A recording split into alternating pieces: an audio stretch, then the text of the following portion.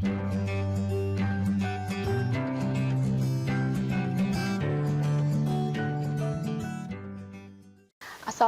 warahmatullahi wabarakatuh. Bertemu kembali dengan saya, Reza Rezdiana, dalam pembelajaran IPA.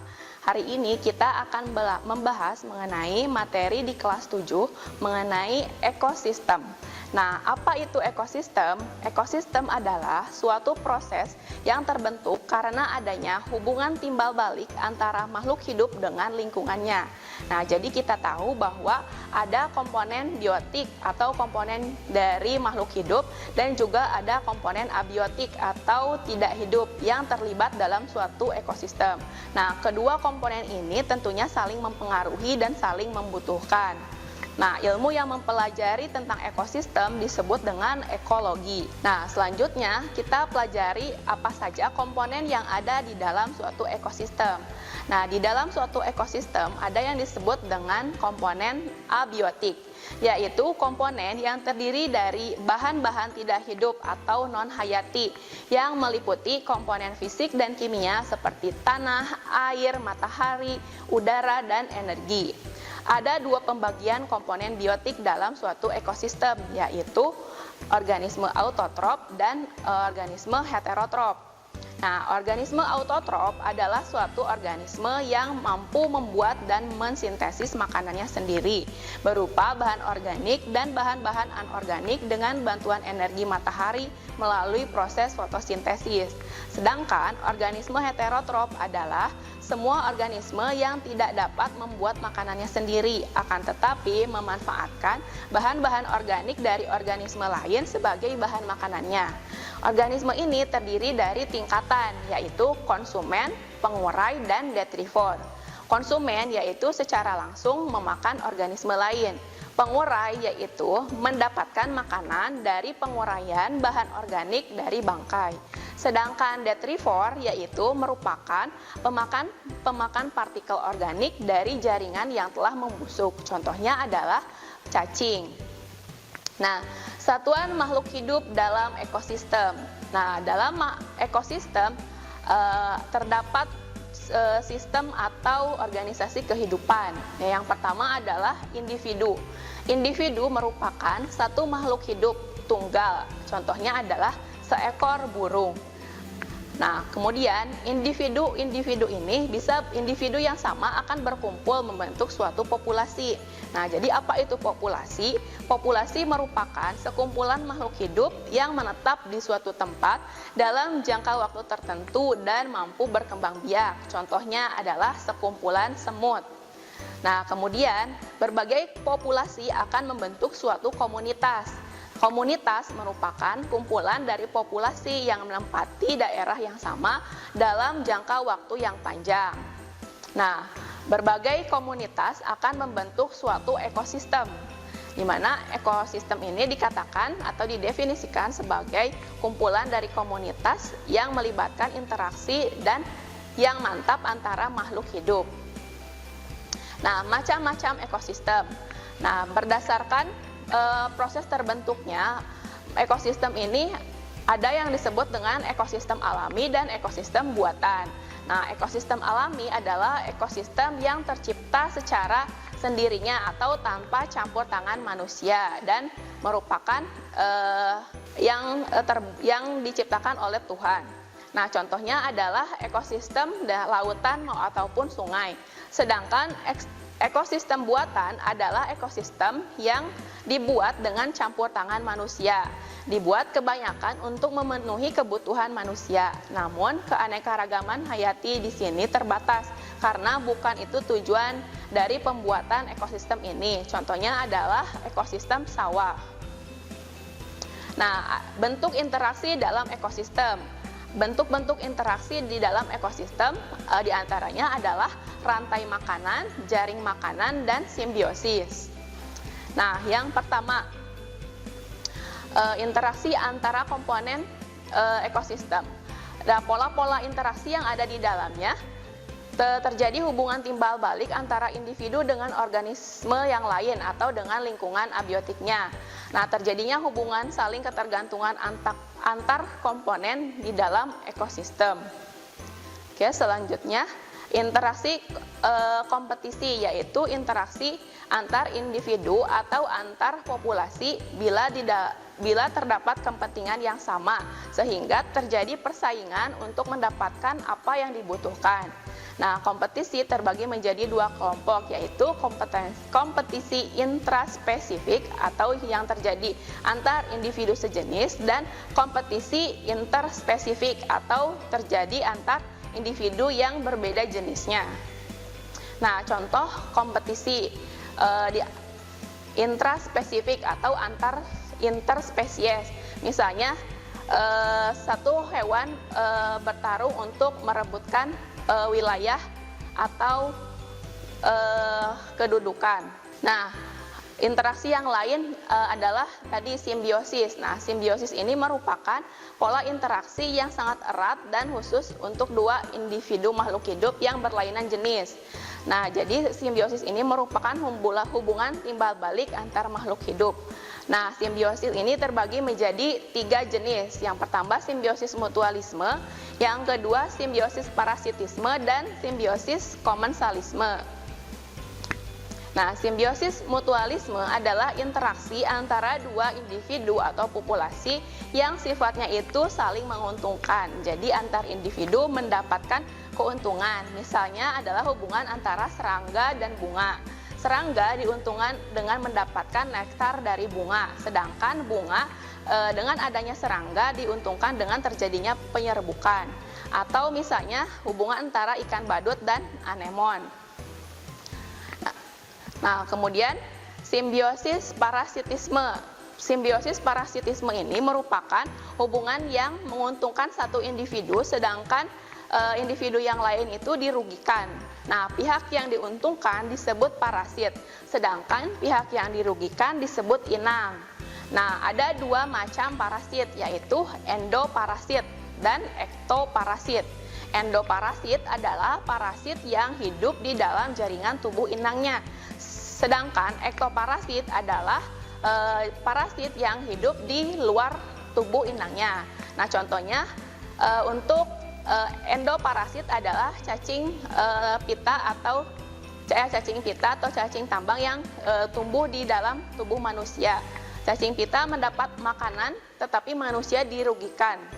Nah, atau misalnya hubungan Rafflesia almondii dan tumbuhan yang lain.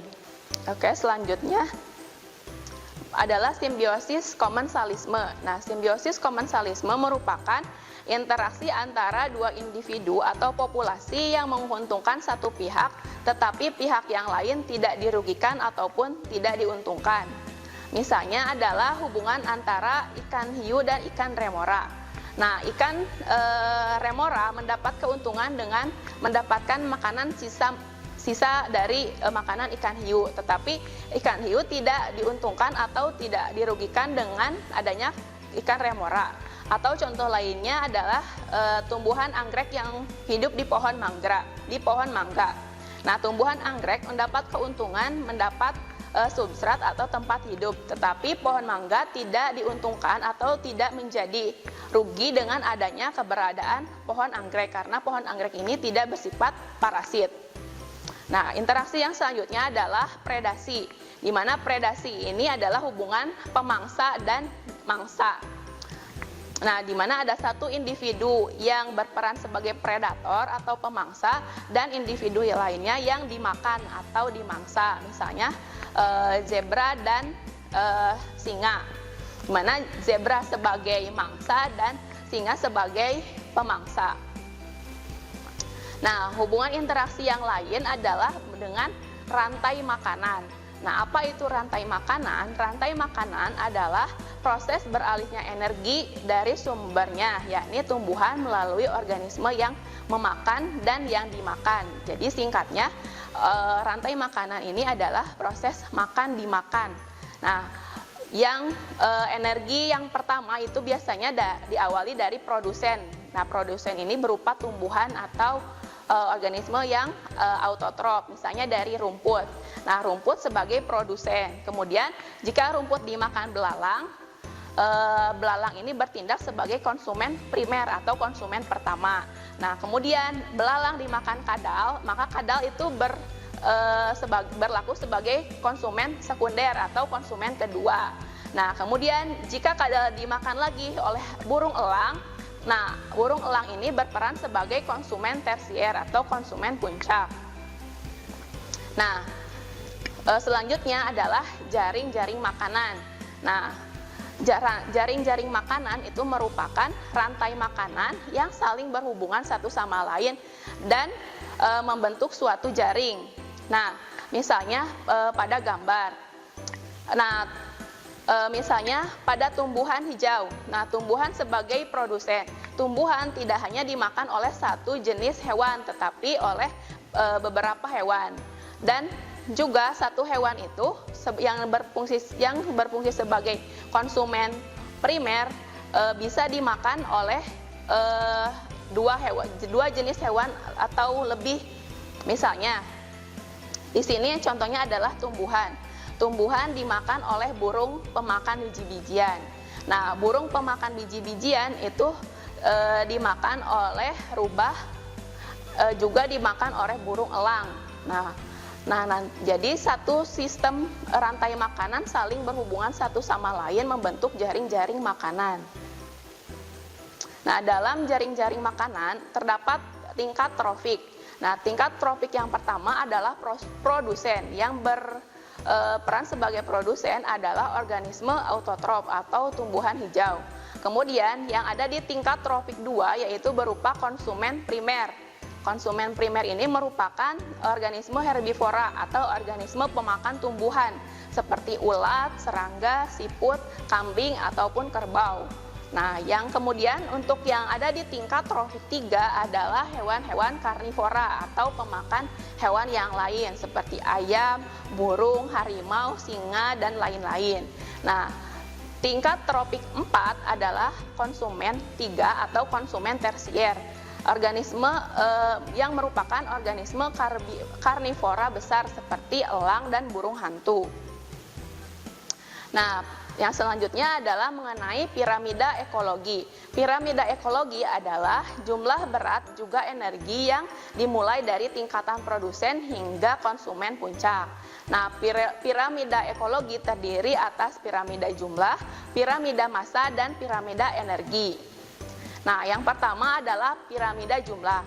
Piramida yang menggambarkan hubungan antara kepadatan populasi atau jumlah di suatu ekosistem. Nah, jadi dalam piramida jumlah, semakin ke atas jumlahnya itu akan semakin berkurang.